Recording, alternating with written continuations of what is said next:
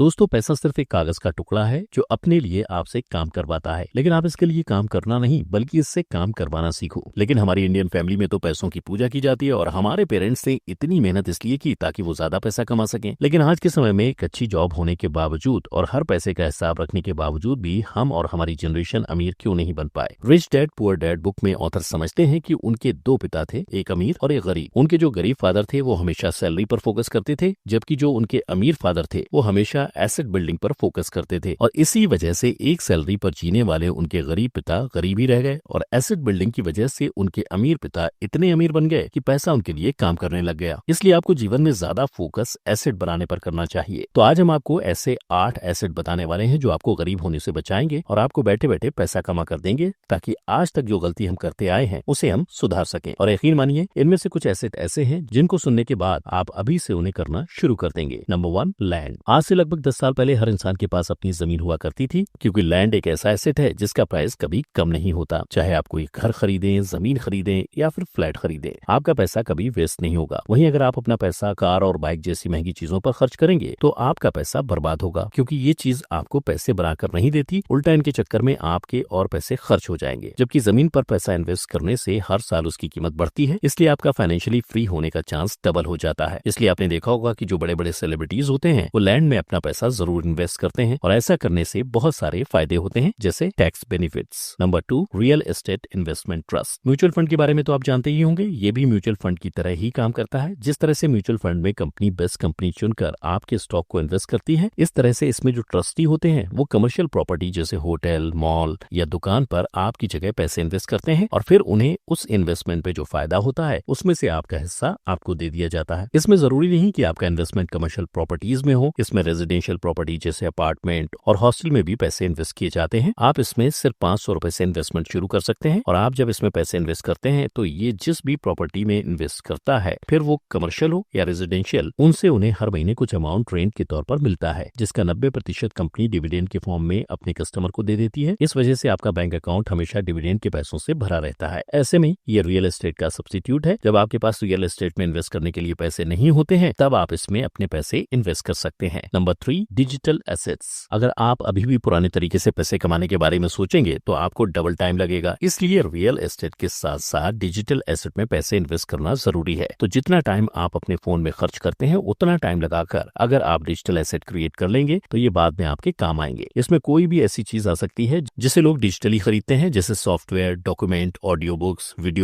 Video courses, website और app. तो मान लो अगर आप थोड़ा सा टाइम लगाकर कोई कोर्स तैयार कर लेते हैं तो आप उस कोर्स को कई लोगों को बेच सकते हैं, और आप उसे कई बार बेच सकते हैं और पैसे कमा सकते हैं। मान लो कि अगर आपने कोई वीडियो बनाई तो आप उसे यूट्यूब, इंस्टाग्राम या कोई भी सोशल मीडिया प्लेटफॉर्म पर अपलोड कर सकते हैं और उससे पैसे कमा सकते हैं। उसके अलावा आप थोड़ी बहुत नॉलेज से अपनी कोई बुक या कोई कोर्स भी क्रिएट कर सकते हैं, और थोड़ी बहुत मेहनत से ही आप अपनी पैसिव इनकम जनरेट कर सकते हैं। इसलिए ऑफलाइन दिमाग लगाना छोड़ो और ऑनलाइन काम करना शुरू करो। नंबर 4, यूट्यूब चैनल बनाओ। आज के टाइम में कंटेंट ही किंग है। अगर आप कंटेंट क्रिएट कर सकते हैं तो आप पैसे भी कमा सकते हो, और कंटेंट की बात आती है तो यूट्यूब से अच्छा कोई प्लेटफॉर्म नहीं। यहाँ कंटेंट क्रिएट करके ना सिर्फ आप अच्छा पैसिव इनकम सोर्स बना सकते हैं, बल्कि नाम और इज्जत भी कमा सकते हैं। आप किसी भी टॉपिक पर वीडियो बना सकते हैं, जैसे education, lifestyle, entertainment, motivational, finance, food blog, case study या बिजनेस। इस तरह आप अपने यूट्यूब चैनल से अनलिमिटेड पैसा कमा सकते हैं। Number 5, commodities. अपने पैसों को बैंक में रखने की जगह उसे कमोडिटी में इन्वेस्ट कीजिए। अमीर लोग ये बात अच्छे से जानते हैं, इसलिए वो अपना पैसा गोल्ड, ऑयल, स्टील जैसी कमोडिटी में इन्वेस्ट कर देते हैं। चाहे आपके पास थोड़ी सी सेविंग हो तो भी आप अपने पैसे गोल्ड में इन्वेस्ट कर सकते हैं, क्योंकि कभी भी ये आपको धोखा नहीं देगा। Number 6, index fund. अगर आपको पैसे इन्वेस्ट करके अमीर बनना है तो स्टॉक मार्केट से अच्छा कुछ नहीं हो सकता। यहाँ पैसे इन्वेस्ट करके आप जितनी तेजी से अपने पैसों को बढ़ा सकते हैं, उतना ग्रोथ आपको किसी भी एसेट में देखने को नहीं मिलती, क्योंकि डायरेक्ट कंपनी के शेयर में इन्वेस्ट करना रिस्की होता है। इसलिए इंडेक्स फंड यहाँ आपकी मदद करता है, क्योंकि इंडेक्स फंड में इंडिया की टॉप 50 कंपनी शामिल होती हैं। ऐसे में जब आप अपना पैसा इसमें इन्वेस्ट करते हैं तो आपका पैसा सीधा टॉप 50 कंपनी में इन्वेस्ट हो जाता है। चाहे आप कोई भी काम करते हो, अगर आप अच्छा रिटर्न पाना चाहते हैं तो आपको अपना पैसा इंडेक्स फंड में लगा देना चाहिए। Number 7, affiliate marketing. ये भी पैसा कमाने का अच्छा तरीका है। जब आपके पास अच्छे खासे पैसे हों,